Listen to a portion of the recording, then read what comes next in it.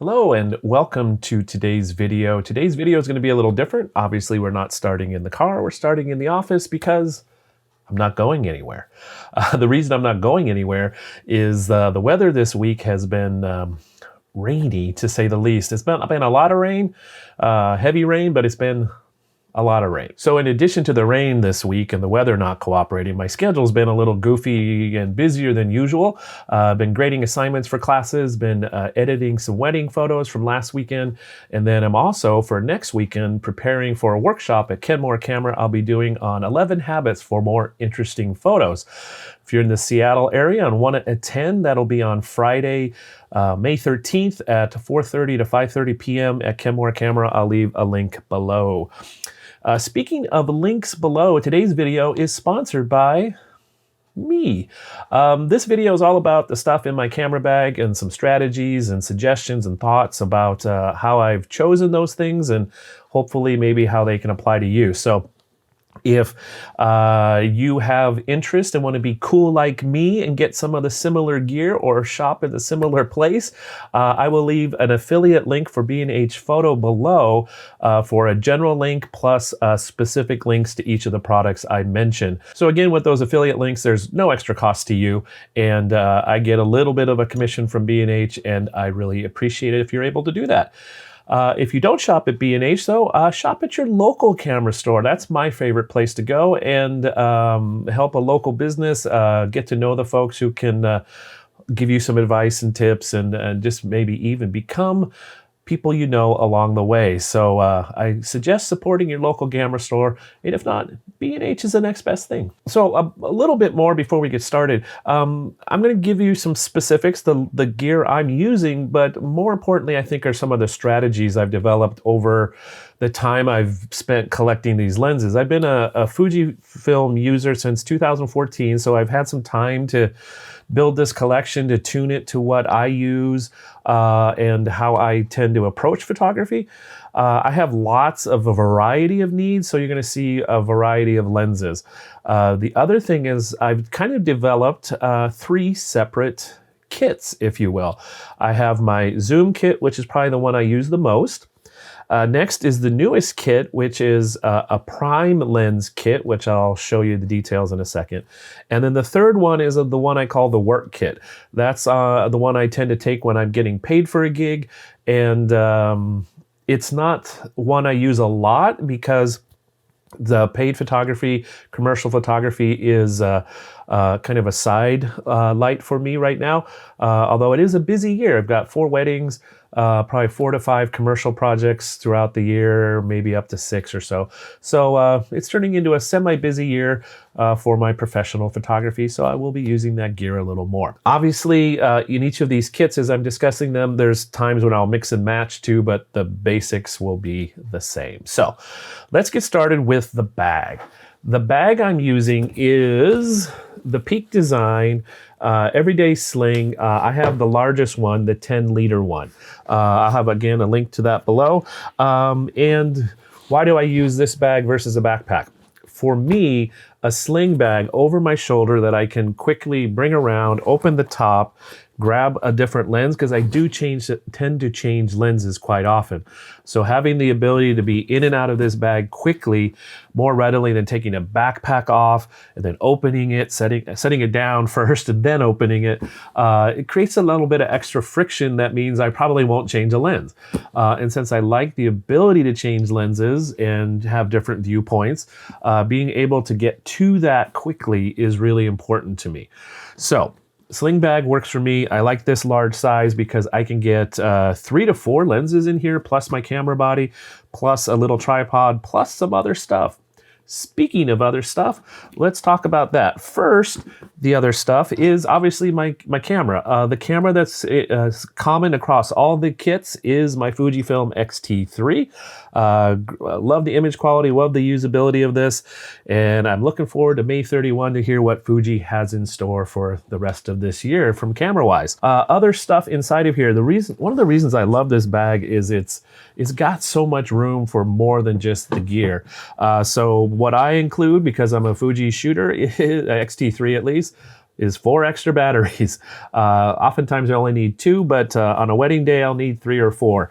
Other things I include are some extra memory cards, include some business cards, because you never know when you need to say hello to people that you meet along the way. Lens cloth, a pen. What else is in here? There's probably some Tums and headache pills in here as well. Additionally, one of the things I really like about this bag is there's a couple extra pockets. There's an extra pocket on the outside, which has room for, again, some other things, a couple little bit of extra space in here. And then additionally, there's an inside pocket here where I will, you can fit, I can fit my iPad Air in here. So if I need to, I can get a whole bunch of stuff in this in addition to the lenses and the camera. And it's relatively light bag. The fabric is really nice and durable, cleans up nicely, is very resistant to scratches and scuffs. So quite a very nice investment. I'm really happy with this. Additionally, speaking of other things besides lenses and cameras that I can include, these straps at the bottom will hold this Benro tripod nicely. It's not too big a package, but if I need a tripod, I have this. Plus, I also, I'm making noise here, can include in that little side pocket my little Manfrotto Pixie tripod. Very nice and handy. And there's even room for one more thing. For when I do my walking around videos, my photo walk videos, I also include the GoPro Hero 9 on this little handy tripod with a ability to extend, so that fits in the bag as well on top of the camera. So lots of stuff in that 10-liter bag. It's handy, reduces friction for me to be able to change lenses, so I'm a big fan of that design. Next, let's get to kit number 1, the kit I use the most, which is my zoom kit. My everyday zoom kit starts with the X-T3, as I've mentioned, and then the lens that's on here right now, which is the 16-80. So that's my middle lens, the lens I use the most, the 16-80 Fujinon f4. So that gives me lots of reach, covers most of the range, and when I need a little more on the wide end, I turn to the Fujinon 10-24 f4. That gives me lots of flexibility for those wider shots when it's tight spaces. I actually had to use this at a wedding last weekend. We were in a small courtyard area and I had to photograph a group of about 20 to 25 people. And I couldn't back up any further, but 10 millimeters saved the day. Then if I want to go the other end, if I want to go to the telephoto end, the other lens in the kit for this zoom kit is the 70-300 Fujinon f4 to 5.6. I have reviews on all these lenses. I will leave a link up here for that, so you can take a look at some thoughts on these different lenses as well. So that's the thought on that kit, which is maximum flexibility, all the way from super wide to telephoto, everything in between. It's kind of a daylight kit because none of those lenses are terribly fast, but I'm not afraid to push the Fuji X-T3 to ISO 1600 during the daytime. It does a really nice job in my experience at that as far as noise. So the zoom kit works well for flexibility. Next up, for kind of special purpose and my newest kit, is the Prime kit. So if you watched last week's video, and if you didn't, go watch it now. I mentioned I got a new lens. Here it is. Dun, dun, dun. It is the Viltrox 13mm f1.4. So I've just received this. I've just taken a couple quick photos with it. Really like it so far. Stay tuned for a future video where I'll go more in depth on this lens. But I like the wide end. I like the ability to be fast. I like the clicky aperture. That's always appreciated. So that's the wide end of my Prime lens kit. Moving to kind of the middle will be another Viltrox lens. This will be the 23mm f1.4. I've done a review on this lens. You can take a look at that. I really like the character of this lens. It's got, it's not optically perfect, but it's a great value. And it's nice and small and light, really good autofocus. And the image quality is really good for my use. I've used it at weddings and I really appreciate it, especially at f1.4. It's just awesome to have the ability to get light there. And then the last of the 3 lenses I'll use in my prime kit is the Fujinon 50mm f2. So it kind of gives me a short telephoto at 75mm full frame equivalent. So these 3 lenses are obviously nice and small and light. They are less obtrusive. I'll use these. I have an idea for when I'm going to go to Pike Place Market to create some photos. And these lenses will be ideal for that. It's a relatively confined space.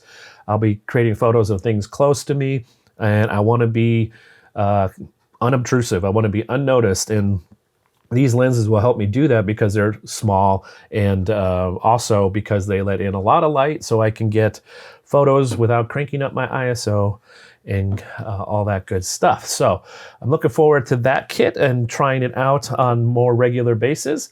And then so the advantage of for me, the strategy behind using this prime kit is to cover a smaller range of the focal lengths from 13mm to 50mm, but to have the maximum flexibility as far as ability to gather light. All those lenses are, both 2 of them are f1.4 and one's f2, so that's at least two stops more light than I get with my zoom kit. So with those lenses being lots smaller, it also has a lot less physical presence as you're creating photos, so you have a lot better opportunity to go unnoticed, to just kind of observe and not become someone with a monster lens on their camera pointing it at other people and things and bothering people. So I prefer to do that. So I'm looking forward to trying that out when I go to Pike Place Market for sure, and some other ideas for locations I have that are a little more restricted in and close, intimate, if you will, in creating photos. And then my last kit, I'll call my work kit, my pro kit, if you will. Those are the lenses I take when I'm out creating photos where I'm being paid. That's why I bought these lenses. They're on the more expensive side, the more pro side. So I use them both to help me feel like a pro and to hopefully set off the appearance of being a pro. The image quality is excellent on these lenses, so that's obviously another important element. So the lenses I'm using in my Pro Kit, we'll start with my favorite lens of all my Fujinon lenses, which is the 50mm to 140mm f2.8. It's the biggest lens I have, it's the heaviest lens, but it's also, for my preference, the image quality is just amazing on this. I'll use this for headshots at about 90 to 100 millimeters, get good background separation with subjects. I'll use it at events and weddings to be farther away, and again, get close without being physically close, and still have the ability to get lots of light at f2.8. The other lens I'll use in this kit is the 16 to 55 millimeter Fujinon f2.8, which is currently recording this video, so I can't show it to you. So you'll have to trust me and look at the B-roll right now that I'm showing you. So that lens is a great lens for covering a lot of focal lengths from 16 to 55, and 2.8 again is going to let in a lot of light, and the image quality is quite lovely on that lens as well. So why do I have that as well as the 16 to 80 f4? Well, the 16 to 55 is considerably more expensive, considerably heavier, and I tend to live more on the 80 millimeter end, so that's why this f4 lens, the 16 to 80, lives in my kind of primary kit. The third lens I'll use in the Pro Kit is one of two. Primarily, it's been the 10 to 24 f4 Fujinon lens, which I really, really like. The image quality is amazing. The ability to get to 10 millimeters is awesome. And what I'll also start doing is including in that kit is the 13mm f1.4 if I need to be in a situation where I know the light's going to be lower. I know I have a wedding coming up that's going to be outdoors during the darker times, so I'm really looking forward to using this at that event in August. So yeah, it's so it'll be on the wide end. It'll be between the 10 to 24 and the Viltrox 13mm on which lens I'll use in the work or Pro Kit. So that kit is designed to do two things. One, it's going to have the best image quality. All these lenses have great image quality, but those, especially the 16 to 55 and the 50 to 140, are just a little bit better image quality. It's like going from A- to A. It's not a big jump, but I can see it a little bit and most of the time. But also the other thing that that kit does for me is psychological, to be honest. I know I paid more for those lenses. I know those lenses perform better. They also have a presence about them when you've got them on your camera. So when other people are in front of them, maybe, I hope, they feel like I know what I'm doing with the camera. So there's a psychological element in my choice of using those lenses. And also when I preserve them for just kind of special uses, then I get in my mindset to thinking about this is a little bit different than just a casual photo walk that I'm doing for myself or creating for potentially this channel. So don't underestimate the psychological value and impact of your choices of kit you make as you're assembling it for yourself. So I have a lot of lenses. I also have lots of options, and having the options is important to me. I know enough about my personality, my temperament, to know that having options reduces friction for me, and reducing friction for me helps me be creative, helps me get out and do things, helps me feel comfortable doing them. So that's a big part to me for being successful both personally and professionally. Do you need all these lenses? No. By all means, no. So what I'd love to hear is what you've chosen as your lenses and your thoughts and your process. So please feel free to share those in the comments below. If you have any experiences with these lenses that are good, bad, or otherwise that you think I should know about, again, please leave those in the comments. If you have some lenses you're like, oh my gosh, Michael, why aren't you using this one? I'd also like to hear about that as well. Obviously, I'm in the Fujifilm system, but if you think there's focal lengths that I should consider based on what you've seen in my photos, or that you've had great experience with that you would like to share, again, please leave that below.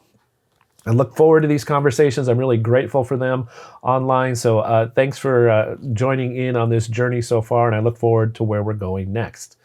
Speaking of next, I'm not sure if I'll have a video next week. This week ahead is another busy week. I've got one commercial project coming up on Tuesday, and then I'm prepping, as I mentioned, for the workshop I'll be leading on Friday, May 13th, plus a photo walk that's included with it on Saturday, May 14th, weather permitting. So I probably won't do a video next week, and you'll just have to watch a rerun or find a video you haven't already watched. I'll look for the playlists on the channel here to see if there's something that catches your attention that you haven't already seen in my absence potentially next week. After that, we'll catch up and do some more videos, photo walks. I've got a couple ideas of places to go, and I look forward to sharing those with you. So until we meet again, I hope you stay safe, stay well, and have fun creating photos. Bye for now.